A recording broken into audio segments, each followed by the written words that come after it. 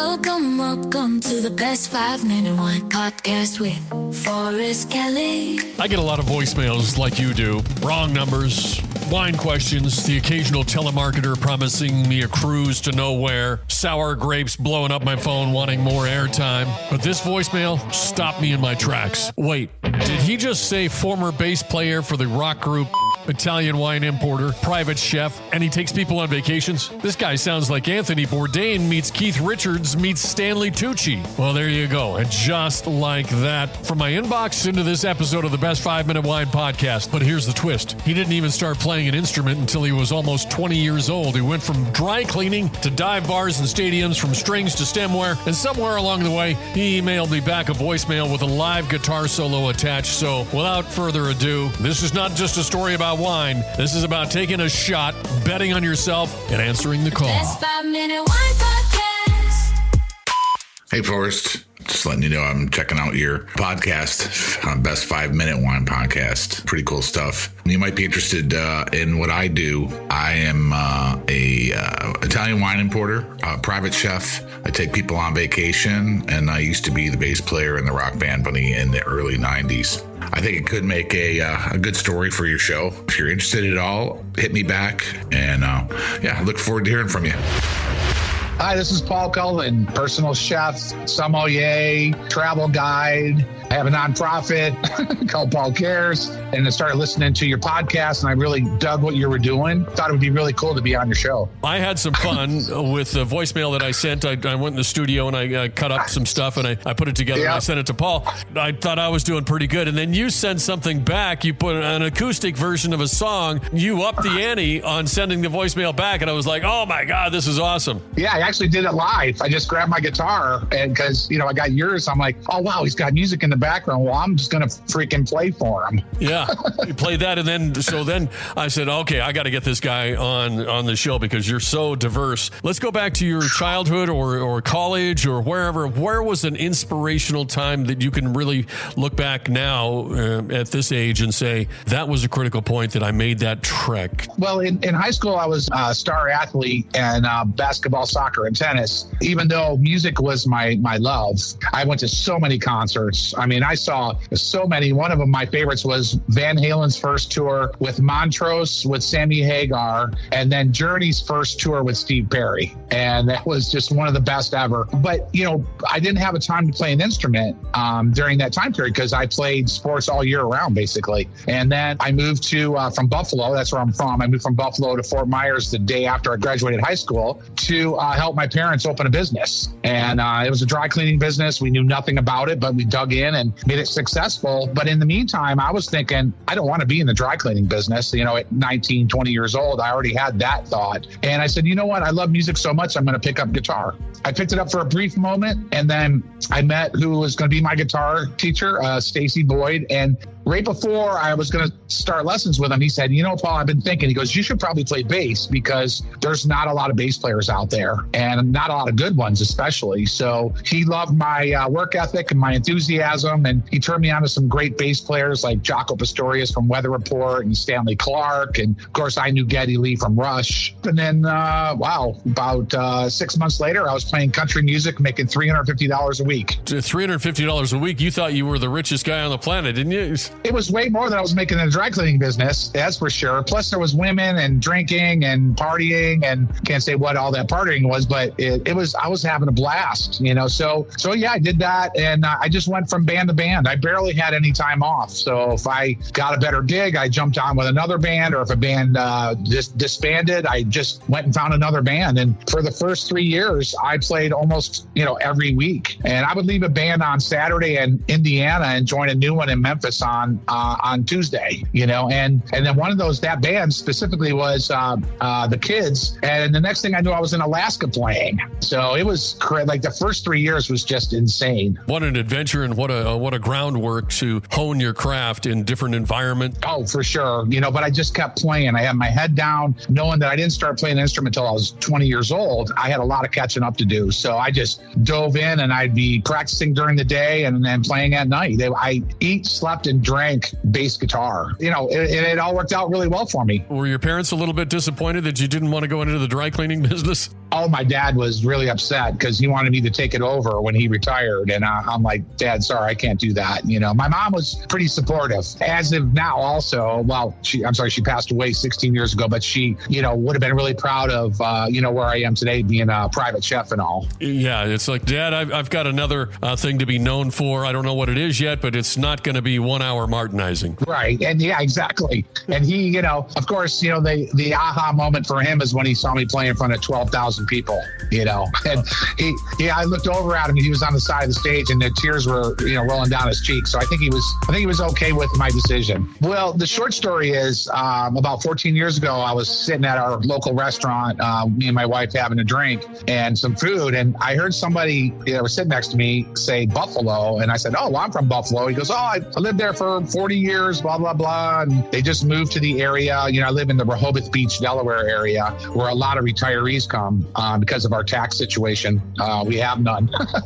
He goes, yeah. I said, well, what are you doing now? He goes, well, I just started an Italian wine import company with this guy from Italy. And I said, oh, wow, that's interesting. He goes, yeah, we're not in Delaware yet. So we're looking for somebody to, get our wines in restaurants and retail stores. And I said, well, I've been here for a while, 12 years or whatever. I said, I know a lot of people because I had been playing music, in the area, and yeah, he goes, oh, great. Well, maybe I'll have my partner give you a call. So the next day I'm driving, I get a call from Italy saying, I heard you're our new sales rep for Delaware. I said, well, I didn't actually agree to that, but hell yeah, I'll do it, and he was from Trenton, New Jersey, but he had lived in Italy for a long time and married an Italian, and he had it was Portovino was the name of the company, and he had a great company and great wines. And I really, at that time, I didn't know too much about wines other than what I learned, doing some wine tastings at local wine shops and stuff. And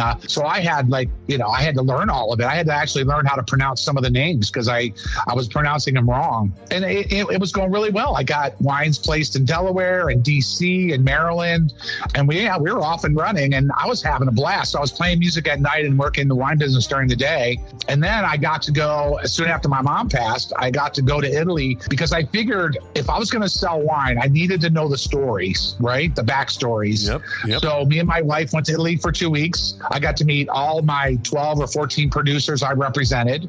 And to this day, some of these are still my great friends, and I'll probably be bringing in wines from them eventually, so that was kind of the start of it. And then I did a California wine probably 2 or 3 years after that job ended. And I was like, wow, this is cool. I had a connection with Harris Teeter grocery stores. I don't know if you know them out there, but they're owned by Kroger now. But I had a friend who was the actual wine buyer. So I had my wines in Harris Teeter stores in North Carolina.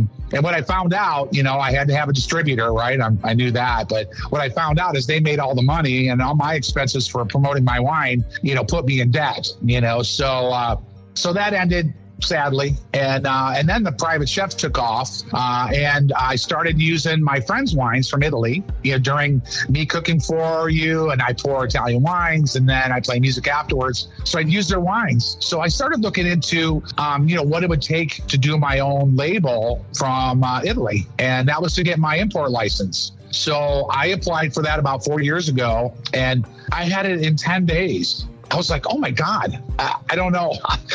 I guess they were on a downturn on busyness at the TTB, but I got it.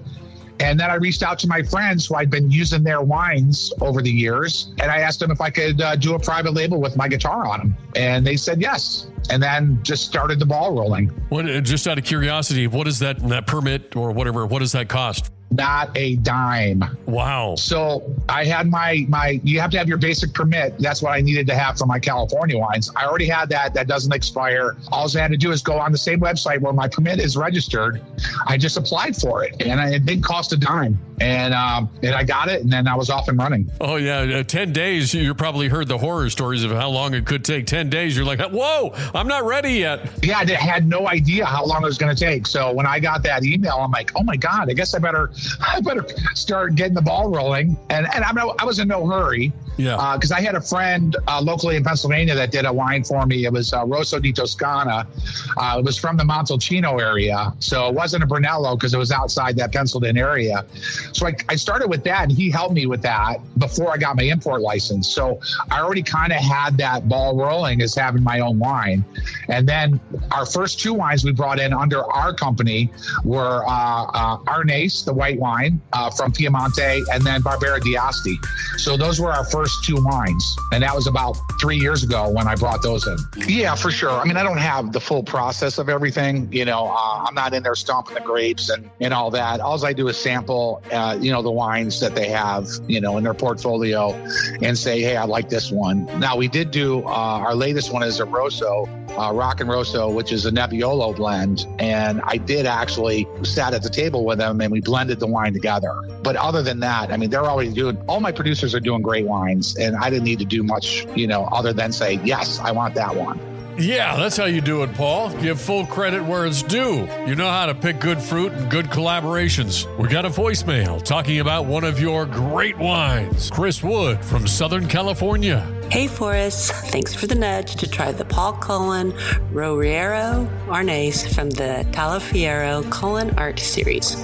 First of all, it has a gorgeous label. Totally looks like something you'd want to hang on a wall. But let's talk about what's inside. So I looked it up first, and everything said medium-bodied like a Chardonnay. But honestly, this one tasted way more like an Albarino to me. Light, crisp, and easy drinking, but without the salty minerality you usually get with an Albarino. If anything, I'd say it's like a Sauvignon Blanc and an Albarino had a baby, but raised it on a fruit orchard instead of a citrus. It's like soft pear, apple, maybe even a little floral, like a hint of white peach blossom. Soft-spoken, but memorable. I would highly recommend. Cheers to something unexpected and for bringing this variety into the spotlight. That's a pretty spot-on take from Chris. Good job. Smooth, approachable, and a little unexpected, kind of like Paul himself. Easygoing, a little refined, and probably best enjoyed was something sizzling on the stove. That brings us to the other side of Paul's world, the private chef experience. Tell me about that. It was, it was after the California wine, and then I just sort of by accident, I got into the private chef business.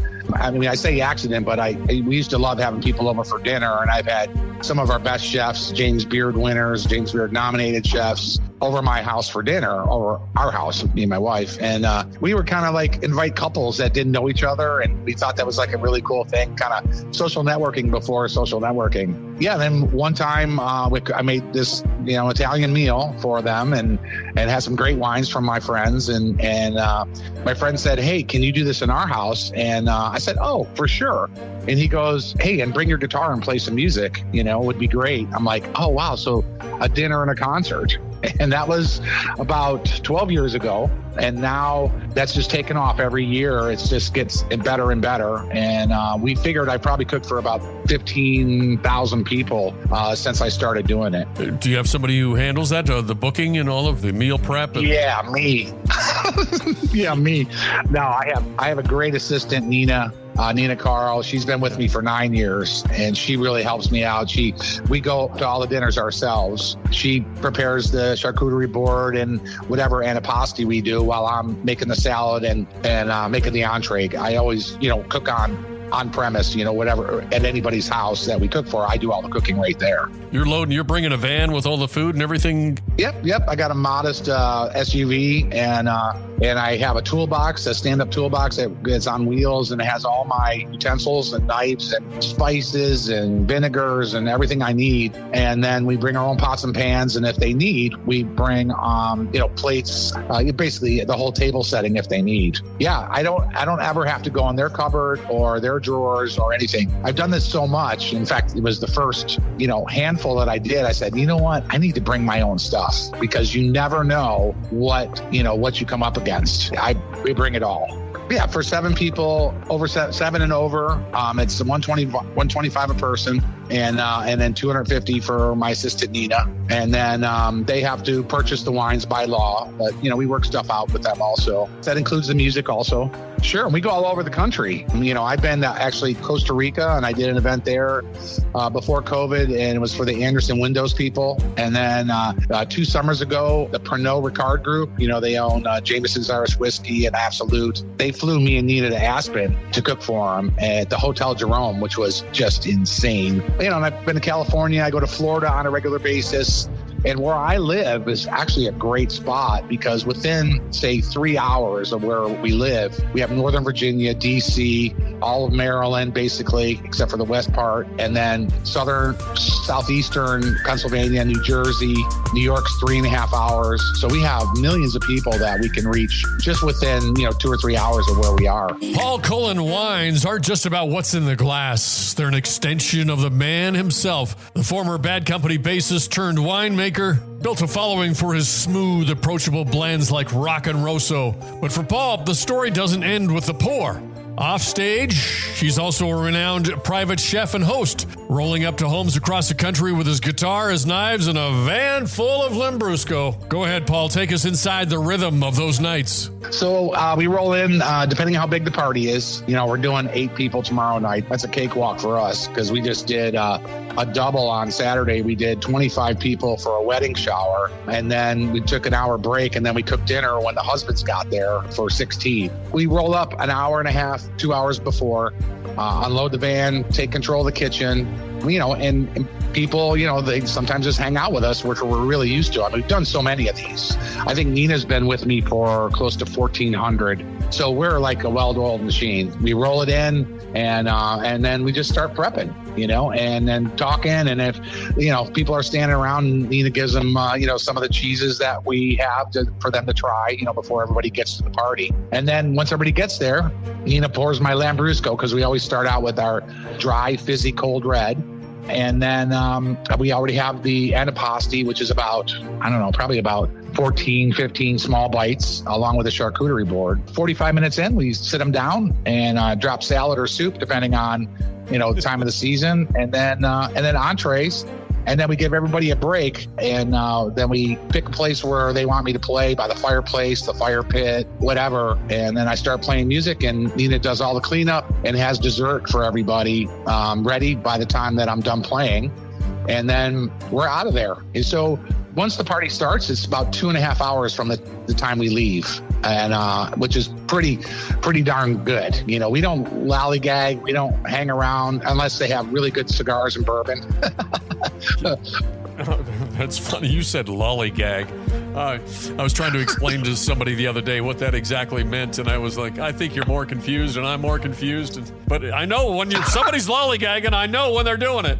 Can't explain it. Well, it's you can drop the F-bomb. It's effing around. We don't F around, because like right now we're in the middle of doing. I have tonight off with my wife, thank God, because she's going to divorce me if I don't have a night off here and there. But we're in the middle of doing like 20 events in 18 days. So when we're done with the event, we're ready to go home and relax and chill out. Paul the Teamster shows up in the van, and then he switches to roadie, and then he switches to chef, and then you're switching to smoozer, social media guy, taking all the pictures and then you're entertainer. At the end of these events, are you just sapped or are you energized? Well, when I play music at the end, the whole thing is great, right? But the music part is really special, because here I am playing a private concert in your home for 8 to 20 people or whatever, that is really, really special because I have their attention on 100%. And if I do hear somebody talking, I'll call them out. I'm like, hey, eyes up here,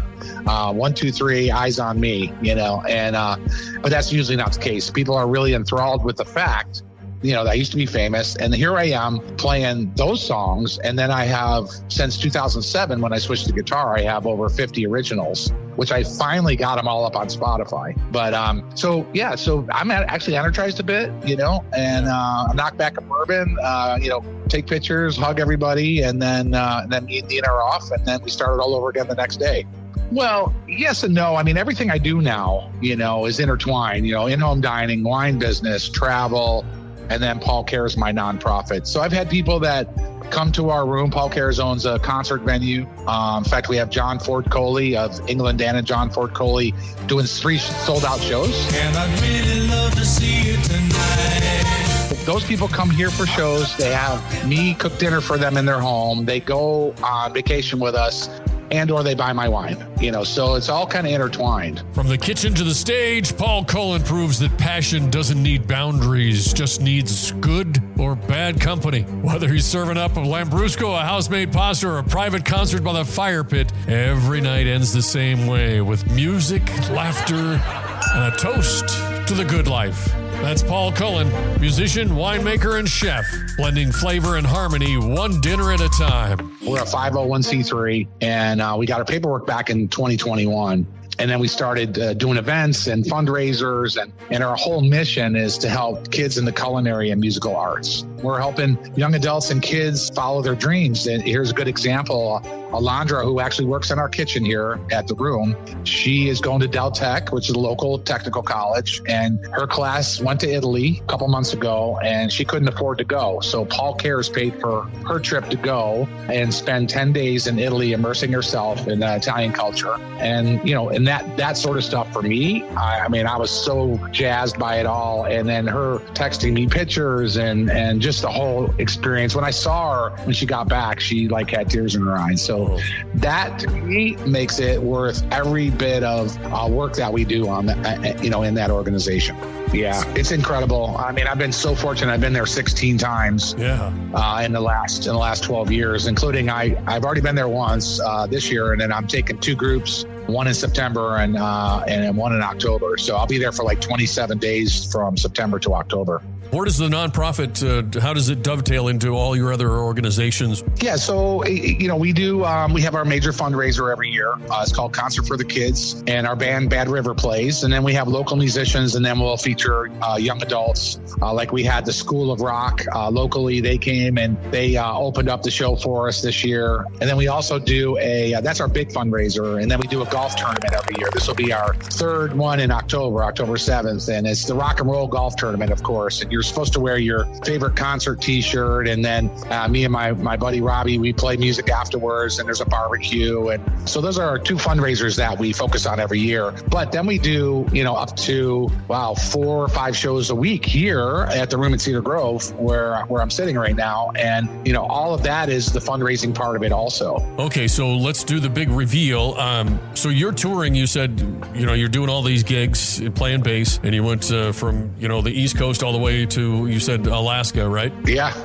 And then fast forward a little bit in your music career. When did you get the opportunity or get contacted to join the band? Yeah, so 1990, well, actually about 88, I went back to Fort Myers, Florida, where I had lived, and after touring for a bunch, and we had a band called the Boys of Summer. And at that time, we had a song being played on the radio, which was pretty incredible because we didn't have a record deal. So we had an original called Little Black Book. At that time, the singer, Brian Johnson from AC/DC, Cliff Williams, the bass player from AC/DC, and at the time, the singer from Bad Company, Brian Howe, all lived there. So because our band was so good, and I'm not just bragging, I watched the videos, that band was really good. So I got to be friends with them. And I used to play golf with Brian Johnson on a regular basis, just because we got it in their circle. Whenever they had people in town, they would bring them out to see our band because they knew it was a kick-ass band. And then they would sit in with us. Out of the blue, I get this phone call from Brian from Bad Company. I'm saying, how would you like to audition for Bad Company? Company,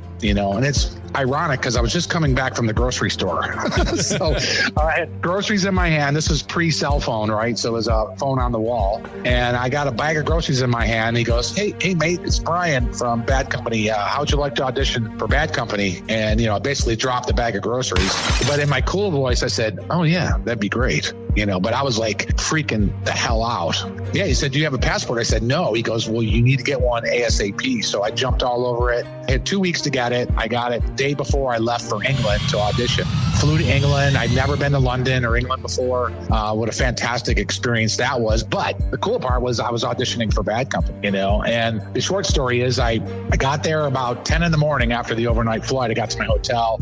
I was just chilling out. I was still kind of buzzing from everything, but I just wanted to close my eyes for a second because, of course, I didn't sleep on the way over. Yeah, and then I got a call, and the limo was picking me up at 11, so I had an hour to take a shower, and they drove me to the rehearsal place, which I thought maybe would be something really nice, but it was in like the West End. It was, gated and all that. But yeah, I got there, and I met the original members, Mick and Simon. Yeah, and then we kicked it off. I played Feel Like Making Love and Can't Get Enough of Your Love.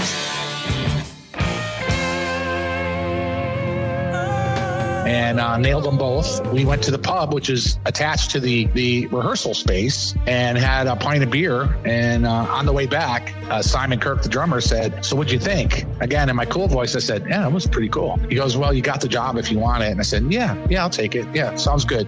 And we went in and played a couple more songs, had a couple more pints. I didn't know they were basically testing me to see if I could drink and play. Because they drink there in England, and I'm well versed. I'm Irish and Italian, so yeah, there was no problem on that end. Yeah, I got the job. I hung out in London for maybe a week or so, and I got to meet some amazing stars and David Gilmour from Pink Floyd, and yeah, it was so surreal. I can't even tell you. I mean, it was like I was dreaming. I went home and I had a plane ticket waiting for me for LA to go do the video, which was on MTV. While MTV was cool and playing music videos, I came back and they flew me to Burlington, Vermont, and we rehearsed for the tour and started the tour there. And so from 5 weeks from the phone call, I was actually playing on stage with Bad Company. Long before Paul Cullen poured himself into the wine business, he lived a completely different life. One that took him from learning bass guitar in Florida to touring arenas with one of rock's most iconic bands. And ironically, getting a full-time job in radio while I was a senior in high school, I know all about Bad Company. My favorite album is the 1990 Holy Water album, and that's the album that Paul Cullen started playing bass guitar on.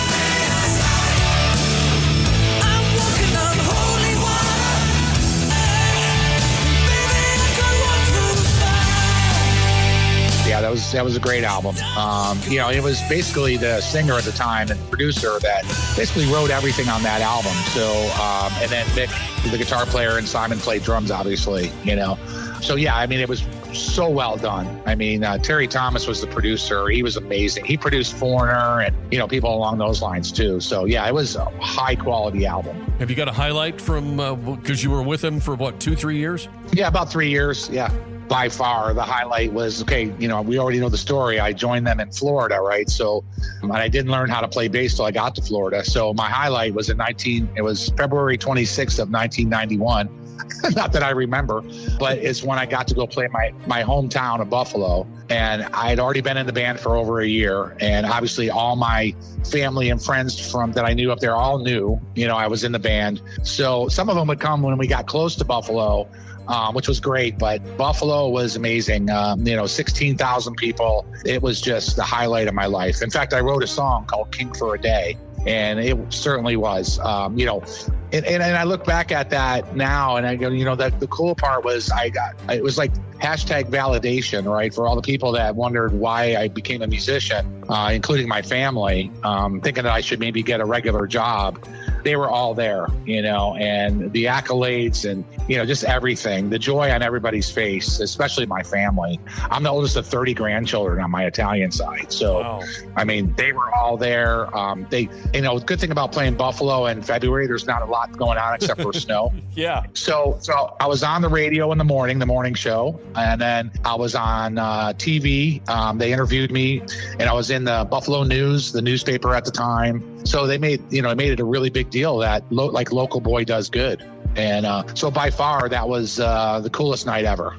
I don't even think I went to bed until like 8 in the morning, the next day. It was just too wild. I was so high without drugs, just because of, the situation. Is there a favorite bass riff song that you've got? Probably, there's several. I mean, Jaco Pastorius, they did the song, Weather Report did Birdland, but there's a song called A Remark You Made on that album. It was called Heavy Weather was the album. That one still brings me to tears. And sadly, he was killed, a long time ago. So he's not even around. But I think, I really got into Yes, and I still am. So some of my favorite bass lines are Chris Squires, and then, and of course, Geddy Lee, YYZ, and basically anything Rush, was my favorite.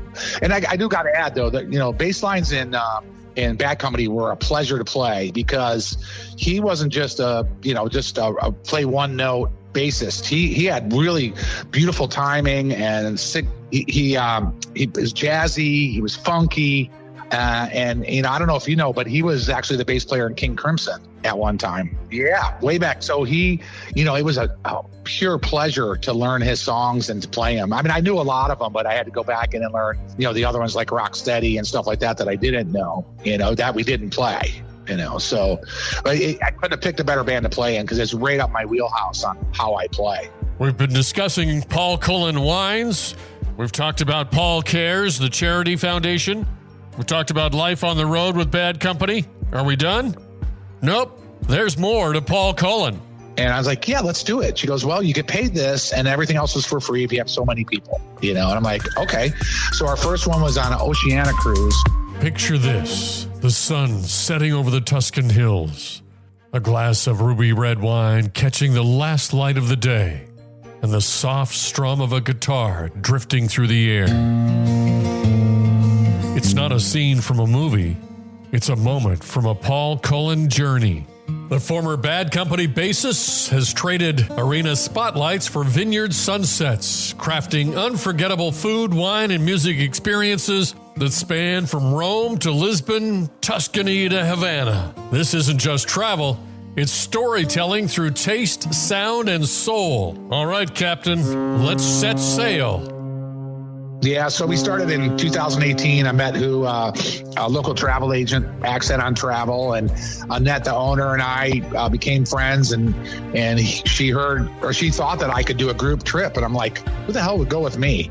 And this was like 10, 11 years ago, when I just kind of started the in-home dining and building my base and my brand. And I was like, yeah, let's do it. She goes, well, you get paid this and everything else is for free if you have so many people, and I'm like, okay. So our first one was on an Oceania cruise, which is the creme de la creme of like food and wine cruises. And so she picked that one. We picked Rome to Lisbon, and I brought 18 people with me. So I didn't quite break even. I spent some money, but it was a great experience. Yeah. Since then, like, good example, every year has built up, of course, except for COVID year. But then the next year, we actually doubled up on stuff we had in COVID.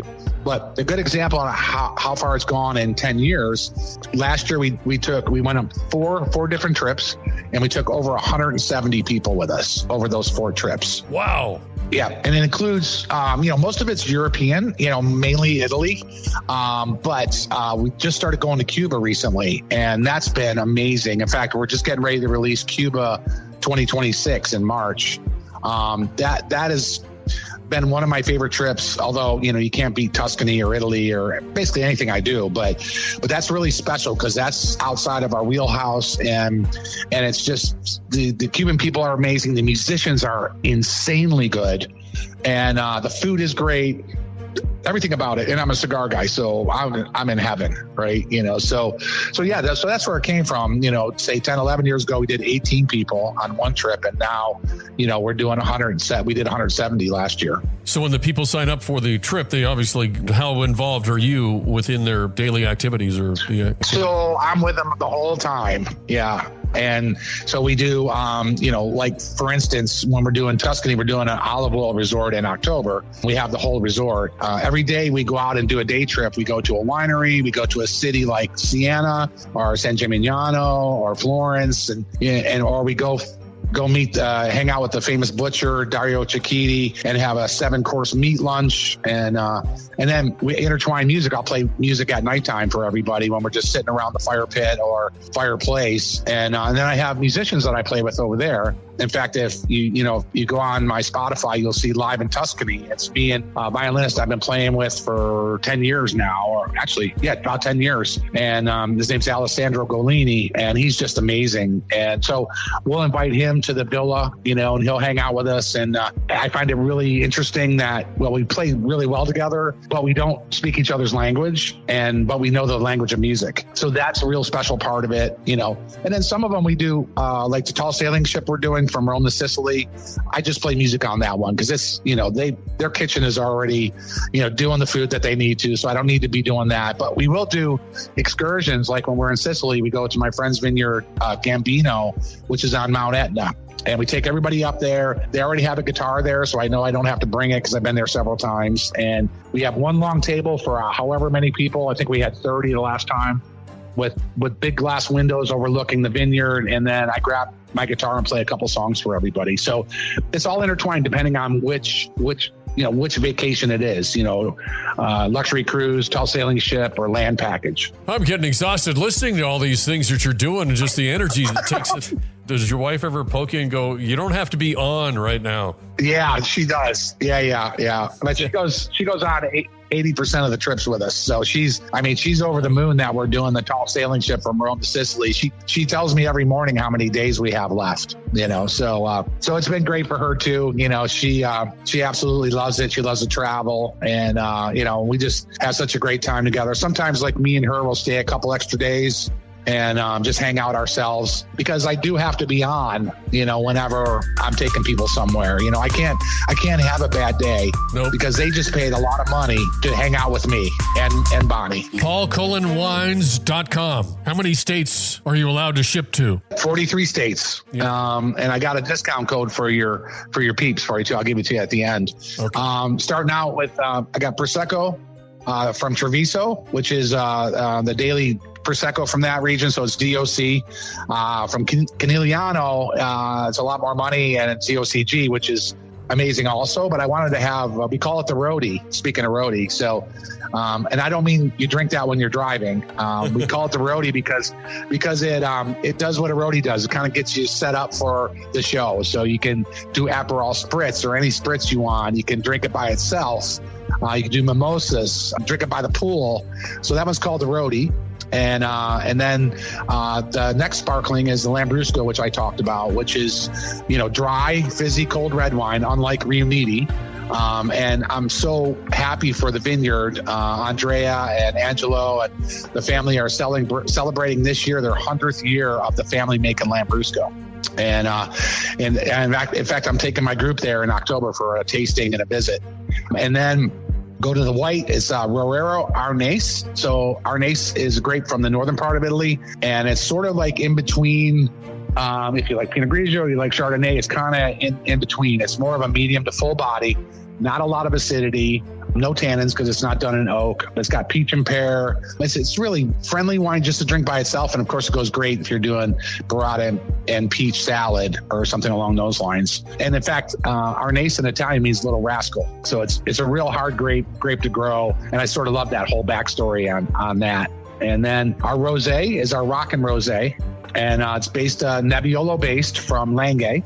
So it's basically the Barolo grape. And then also blended in that is Barbera from that region, and then Dolcetto. So it's a darker, richer rosé because it's left on the skins a little longer than normal. And Dolcetto has dark skins already, or darker than most. And then we'll go to our first red, which is the Barbera di Asti. It's obviously Barbera from Asti. This one's all vinified in steel. So it's nice and clean, low tannins, if any at all, spicy, bright, just a lovely food wine, especially with any kind of, mushroom risotto and sausage and all along those lines. And then we have our Rockin' Rosso, which is Nebbiolo again with Cabernet Sauvignon and Barbera. And that one's in oak for 12 months. So it has a little bit more structure than the Barbera. And for those cab drinkers and Barolo lovers, it's right along those lines. And then we finish up with our Moscato d'Asti, which is one of my favorites. I'm not just saying it because it's mine. So it's slightly sweet, not overly sweet, and it almost has a dryish finish to it. But it goes great, with our desserts. People are amazed sometimes. They're like, "Wow, this is really good." I'm like, "Dude, my name's on it." If you're building a brand, you can't have crappy wine. No. You got to put quality stuff in there, and that's everything I do is all based on that anyways. So, they're not sure what to expect. So that's the wow factor, right? They're like, yeah, okay, well, the guy has his own wines, and then wow, especially the Lambrusco, because like I said, I start every party with it. And people are looking at me like, what the heck is this? This is like, it's amazing, because we serve it chilled the way you're supposed to. And we put it in a champagne flute because the lavender foam comes up about halfway and it just looks gorgeous. You've traveled all over the world with your wine business and then with your travel adventures and then touring with Bad Company. Do you have a favorite place or favorite region? Wow, I have so many, but if I just had to pick one, and maybe one that I would live in one day, would be Tuscany. It's just stunning. The food, the wine, the views, the people. I think it's just a heaven on earth. A good wine and music pairing? Let's see. Well, let's see. I write my own songs. I think Spill the Wine. No, I don't know. I think my song Dream Dance that I wrote for my wife, that was my first original. And it was written about the Piemonte region that we were there. So I would say with that song would be a Barolo. Besides yourself, the most famous person you've come in contact with? Ooh, wow. Yeah, myself not included for sure. I'm only semi-famous. I would say I've cooked for Ryan Felipe, the actor. Yeah. He was super cool. I've cooked for him twice, actually. And then I think, God, I met so many cool people. I think David Gilmour from Pink Floyd was my fave. And he's a lovely guy. He's a lovely guy, too. Well, yeah. Now, would he be okay with you saying that term, lovely guy? Sure. I think they would like that. Yes. That's English kind of flavor to it. Yep. If you could have anybody alive, past, or in history, whatever, at your table. I think it would be Mick Rouse from Bad Company. He just passed away just a little while ago. He was 81. He's the one that turned me on to wine, on the tour bus. So I think he would really appreciate my wines and the way I cook. And in fact, it'd be great to have him and Simon Kirk both at the table, the drummer from Bad Company, so I could show him that I'm not just a great bass player. With everything that you do, from PaulCullenWines.com, your charity work with Paul Cares, your travel expeditions, what have you got in the future? I've got to believe that you've got something cooking. Wow, I can't believe you said that.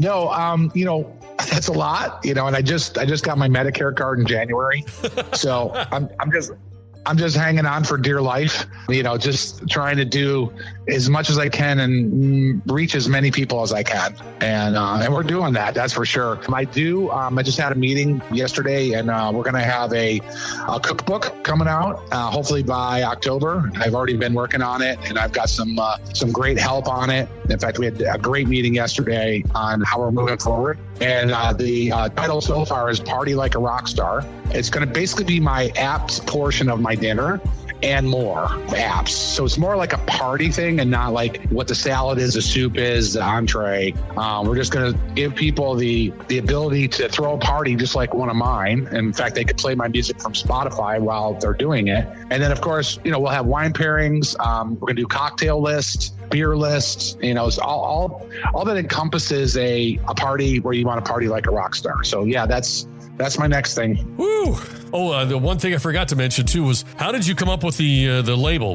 How active were you in designing that label? Because it is just beautiful. I love it. Man, I was on Pinterest or something like that, and I put in guitars, watercolor guitars, and this one came up, and I reached out to her, and she said, "Yeah, I'll sell you the rest of it."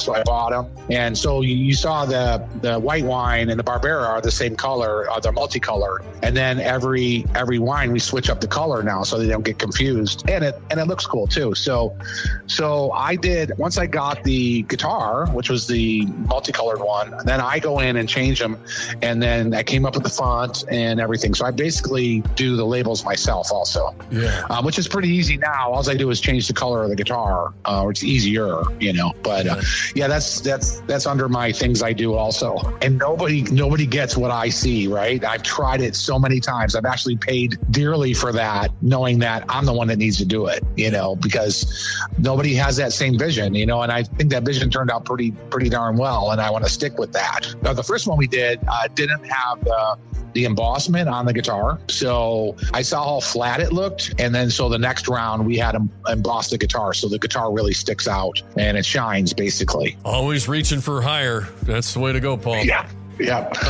Thank you very much for reaching out. It's been life-altering. Yeah, thanks, man. I've had a great time. I knew it would be just from listening to your show and in our voicemails back and forth. That last email you said, it's going to be more than in 5 minutes.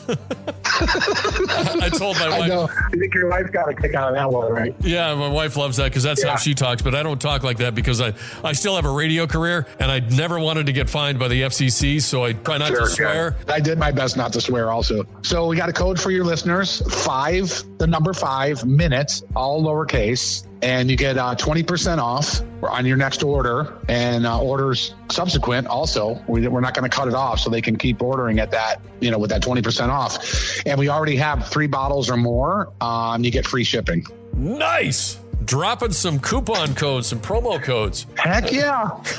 I love it. Okay, thank you very much for taking the time. I know you're very busy. Well, thanks for having me for one thing. I had a blast. You can find me at paulcullenwines.com for the wines, paulcullenwines.com, and then Instagram at Paul Cullen Rocks, ROCKS. For Instagram and Facebook. And then also my in-home dining website is paulcullen.rocks. So it's all about the rock. That's me, paulcullen.rocks. Right. Thank you so much. If you missed the promo code, I'll put it in the show notes. It's the number 5 minute. 5 minute will get you 20% off of your first order and every other order. So it's not just a one-off. Thank you, PaulCullenWines.com. Thanks for being part of this incredible ride with Paul Cullen, our longest and, honestly, one of the most entertaining interviews we've ever done. We'll soon be dropping the full conversation in one extended episode, plus a bonus with trivia and fun facts so you can play along. Don't miss it. The best 5-minute wine podcast.